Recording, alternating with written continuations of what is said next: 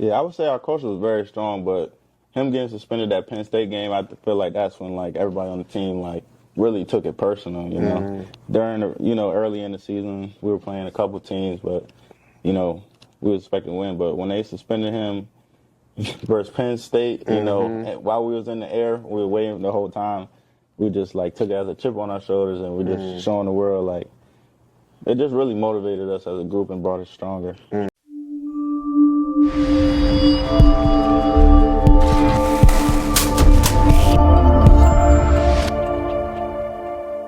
What's up, everybody? Here with Off the Field with Isaiah Robinson. We got a special one for you guys today. Josh Wallace, former UMass player, current Michigan player. How you doing today, bro? Good.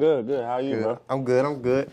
And not just a former player, but you're also a Big Ten champion and a national champion. So how that feel? Man, it feels great, man. It's a blessing, man. Good. So let's talk about your journey, because you ain't always go to Michigan. So how was that for you? Actually, I brought my ring out, too, with a little chat. Oh, yeah. Ooh, hey. Mine coming soon. Y'all coming soon? Okay, y'all ain't touched that yet. Say that. But, yeah, it was a crazy process, going to UMass, FBS school. Obviously, wasn't that good when we was there, and went through a lot of ups and downs during my career there. But I was a captain there 3 years, and just a lot of learning experiences during the time. Took a lot of losses, obviously, and learned from them. And I feel like they all helped in the long run going to Michigan. I feel that. So you was actually there at UMass with Coach Azar? Was he up there? My freshman year, yes, sir. Freshman year. So how was he as a coach? Oh, he's great. Coach Azar, my guy. I talked to him right after we won the Natty. He called me the next day. We still keep in contact. I'm trying to get him to get my little brother up at Maryland now. So. Okay, yeah. So just being at UMass and then making that transition to Michigan, how was that transition for you? Yeah, I mean, Michigan, the players and the staff, they made it easy, but, coming in any situation, you got to earn your stripes. So I feel like I did that really early on with workouts, just my first workout there. Used to do these sled walks all the way down, walking backwards, and I just always walk a little extra, just to show the guys like I'm here too. Even though they look at UMass, but I'm here too. I still got that dog too, so that's just the mindset going into it, and it worked out. I feel that. So you actually say you was doing extra work on top of the extra work y'all put into, right? Oh, yeah. Because I did a video taking a tour of Michigan, and Quinn and Fish, they were just telling me like how much extra work they do. So how did you push yourself through the limits that they trying to push you? Me personally, I just feel like I just always had that in me. Even at UMass, I know we didn't get the recognition, but it's just a habit of just me always doing extra stuff, and it really just transitioned over to playing at Michigan, and all the guys are getting extra work, which is normal at Michigan, so I really just fit right in there. Okay, cool. Was it like that at UMass? Or Nah, it was not like that at UMass. I would have to beg people to work out with me after. It was rough. Yeah, I feel that.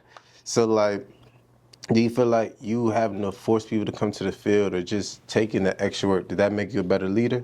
Yeah, I would say so, because it was most definitely getting me step outside my comfort zone, I would say, because I'm not really a vocal leader. I always led by example, so trying to get those guys to come, that's when I really displayed some skills right there. So what type of tips you did to try to bring those guys out? Because I know playing quarterback, I had a tough time coming back to the field. I mean, it was tough. All you can do really is make group chats, remind them the night before, then that morning, like say we're working at 11, send a text at 8 a.m., hopefully they see it. And really whoever shows up. You can't force nobody to get in extra work. They're going to want to do what they want to do at the end of the day.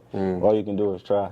I feel that. So throughout your journey of just entering the portal, right, I know it could get a little crazy now with a whole bunch of names and things like that. So who is actually helping you guide yourself through the portal and making the best decision for you?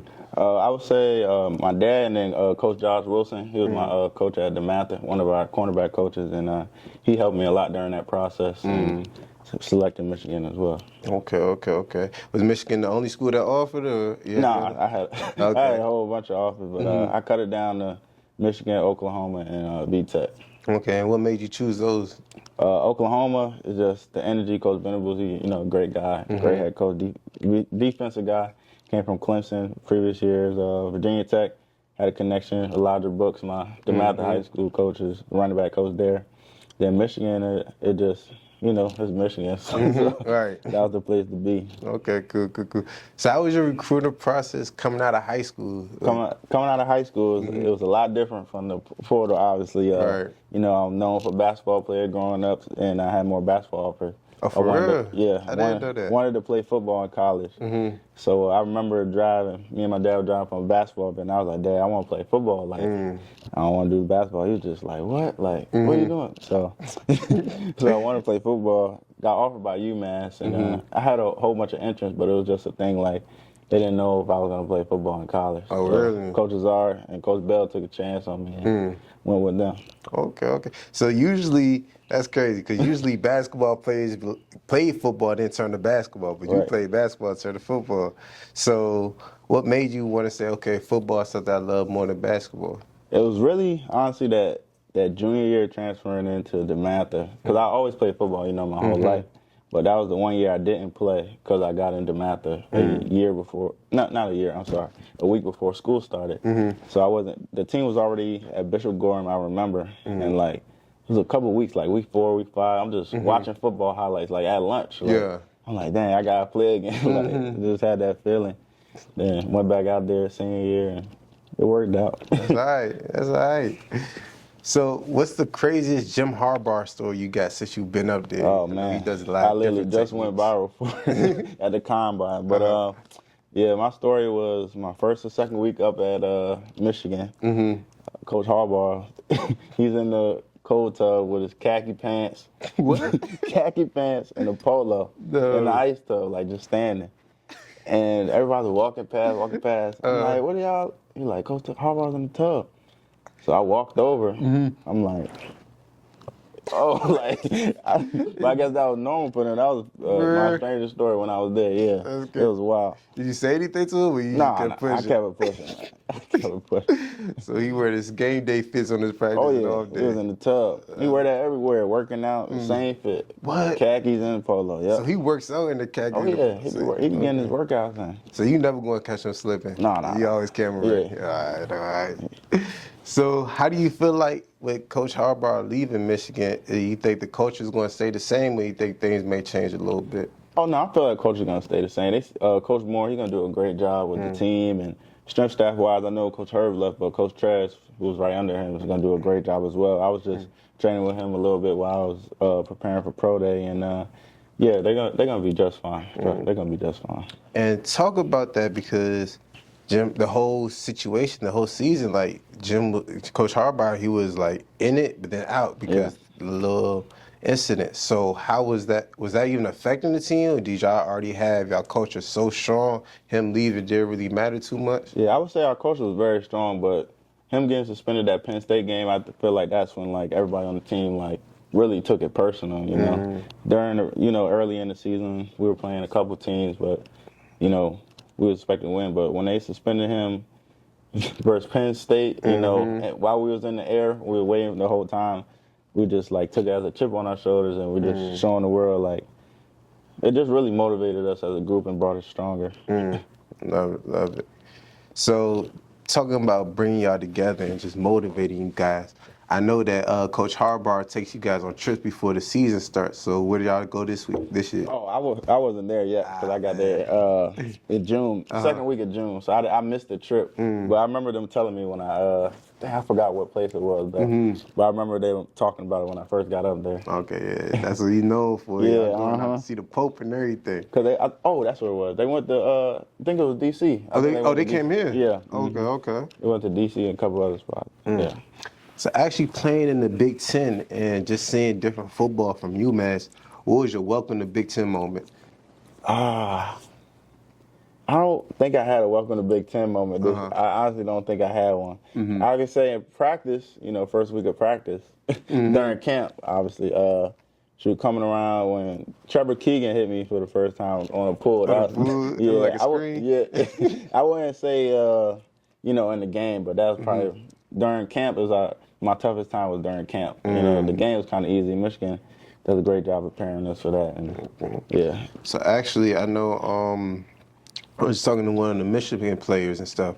When he transferred into Michigan, he played defense too, but like just learning the different zone coverages, like one side playing 4, one side playing 2. Mm-hmm. How did you adjust to that playbook coming from UMass? Well, for me, it was kind of easy transition because at UMass, you know, I had multiple defensive coordinators, so I kind of played in quarters, man system. And, you know, Coach Mentor, his defense is a mix of everything. It's really an NFL-style defense. And, you know, it took me a little bit to catch up, you know, getting there mid-June. Everybody had a whole spring to prepare. But it took a lot of extra work, like coming in the morning, meeting with coaches, meeting with my teammate Mikey, Will, Rod, McCarr. They all got me caught up to date pretty fast. So Love it. So as an NFL draft prospect, I guess the NFL guys can know that you're going to be ready mentally and physically, huh? Oh, yeah, most definitely. Most definitely. So what do you feel like your biggest attributes to the DB room when you're getting drafted? Me, I would say my physicality and my coverage as well. And, you know, just always being there, going to be a sponge every single day, come compete, and just really get better. That's really it. Love it. So now we get to the trivia part of this interview. Okay. I know you only been to Michigan so long. 6-7 months. I know it's going to be tough for me. So, real quick, because I know Michigan is big on history, right? Okay. I know that's a huge thing for Michigan. Did they even teach you the culture and the history when you got there? Nah, it was really just football. Straight to it? Yeah. You ain't had time to learn the culture. You got to learn them plays. Like week, what was it, 3 or 4? That's when I finally learned that hail to the victors. Oh, really? Okay. So you was, after the winning game, you was just there at first, I was just clapping. I didn't know what was going on. Last time Michigan won the Rose Bowl? This year. Okay, cool. Who was the last first-round draft pick at Michigan? Last first round? I'll give you a hint. He was on the line. O-line? I'm first draft pick, not first round, first draft pick. Oh, first draft pick. Can I get a hint? O-line. He actually had he was named after a show, I guess, or a Disney show, American Dragon. Nah. What team? Do you know what team? Jansen? No. Start with a J. John? No. All right, I got it wrong. What was that? Jake Long. Oh my gosh. Jake. Who was Michigan's passing yards leader? You got Chad Henne, Tom Brady, Jim Harbaugh, or Elvis Kraback? Jim Harbaugh. Close. Who was it? Chad Henne. Oh my God. We over 3? Over 3. It's all right. Nah, you 1 for 3. 1 for 3. Oh, 1 for 3. 1 for 3. How many Heisman trophies does Michigan have? Heisman 3. Trophy winner. Look at that. I know that. Okay. Yeah. What is the first word to Michigan hail song? Wouldn't it be hail? Yeah, it's hail. It's hail? Okay. Wait, what you got? I don't know it. Oh, okay. I just made that one up with a fly. Oh, got you. So you can give you an extra 3 for 5, 3 for 6, 3 for 6. So, what was the defining moment in your college football career that actually made you realize, okay, I can play at the next level? I would say my junior, I'm sorry. My sophomore year after COVID. Even though we had a 4-game season, that's when I made a second team all-independent up at UMass. And we played Coastal. It was a couple teams, and I had really good games, and that's when it kind of started snapping for me after that COVID season. So did you always come into college as a starter, or how was your journey? After the 4th game my freshman year, I started starting. So, Okay. So that's when you had to see, okay, this is just like high school. I can click. But it really clicked for me the COVID year. Freshman year, I can say I was really just out there. To me. I felt like personally, like the player I am now compared to freshman year is night and day. So, talking about that, you had great, talented coaches at UMass, but going to Michigan, Do you feel like that made you a better player? How do you feel like that Oh yeah, transition most definitely came? made me a better player because after Coach Azar left, I didn't really have a position coach, so that played a huge factor in me going to Michigan. I had Coach Klink, he did a great job with us this past season, and just the NFL experience around the building just prepared me mentally and physically. Like I wasn't taking care of my body as much as I was at Michigan. Like before practice, I have a pre-practice routine, and really helped out throughout the whole year, keeping me healthy. So talk about that transition to Michigan. How was the actual day in the life in season for Michigan players? Day in the life, for me, I'll just say from my perspective, because I came in as a grad transfer. My class was online, so I would have class from like probably 8 to 1-ish, depending on what day it is. And yeah, so, you know, make breakfast at home. We're on Zoom from like 9 to 12, my master's program class, 9 to 12. Then after that, you head over to the facility, get lunch, and team meetings around like 2. Got meetings from like 2 to I can't remember, 2 to 3:30, right? And then practice be like 4 to 6. You know, we have an hour before practice to get ready and everything. After that, we'll have dinner in the facility. They always have dinner for us, and go home and do the same thing the next day. Okay. Cool. So I actually realized that I didn't realize like they really provide every meal for you, every snack, every meal. You won't go starving. I didn't have that at UMass. Right. You know? They didn't even have meals for us after practice when I was there. So Oh, what? yeah, it was night and day different when I got there. It was crazy. Nutritionists didn't have it. Like they have a whole nutrition at Michigan. Never had it my 4 years at UMass. It's different. That's crazy. Yeah. So also, how was training for your pro day? Did you stay at Michigan training, or did you go down or draft day? Did you stay at Michigan? Did you go down to another state, or how was that? I ended up training in Texas. Okay. A couple of my teammates were down there. I work out with the DB trainer Clay Mack out in Texas, so went out there and then trained at Exo's facility, which was a great experience. Met a couple of NFL players during the process as well. So it was great being down there. And great just being guys around the country, you know, that's in this draft class, like Malik Neighbors, A.D. Mitchell, Brock Bowers, the list go on and on. So it was good being around those guys as well. So, first of all, before we get into the guys now, I know a lot of NFL players, they actually like to give back to the youth, right? The upcoming players. So what have you learned from them? From NFL players? Yeah, from NFL players. Well, really just, like you said, giving back to youth. It can be camps, AAU teams, like just any way you can to get back to youth. Like Blake does a great job with his Thanksgiving drive, giving out turkeys, and during Christmas having the toy drive. So those are examples right there. Okay. Also a sports and finance show, right? Okay. So who educated you on financial literacy, and what does that mean to you? The person who educated me is my mom. You know, she works for the United States Mint, accountant down in D.C. So she's really been on my head about money and the importance of it.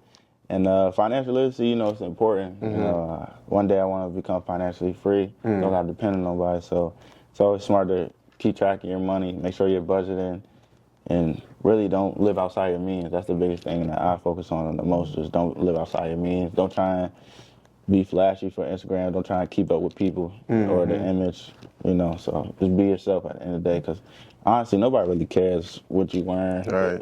You know what I'm saying? Nobody really cares at the end of the day. Okay. So your journey wasn't always perfect, right? Of course. So what would you tell the youth athletes that's trying to aspire to get to the NFL level?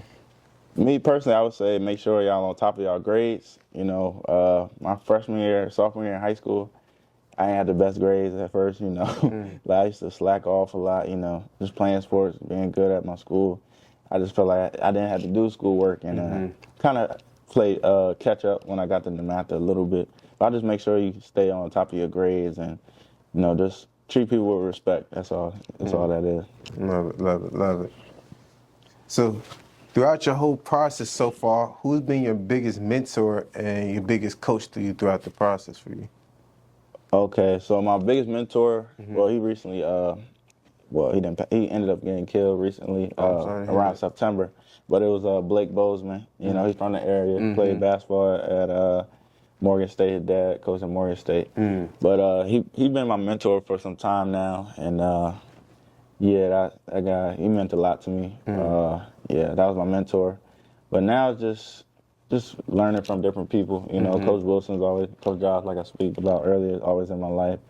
And just numerous of coaches that I can call and talk to. I'm sorry to hear that. Sorry for your loss, for sure. Appreciate that. So, now we get to the hot seat questions. Uh-oh. There we go. Here we go. Yeah, get it. Favorite place you visited that college football took you to? Favorite place I visited, college football took me to. And why? I'm gonna say Houston because we won the national championship there. Okay. I know why after that. Weirdest thing you did to impress a girl? Weirdest thing I did to impress a girl.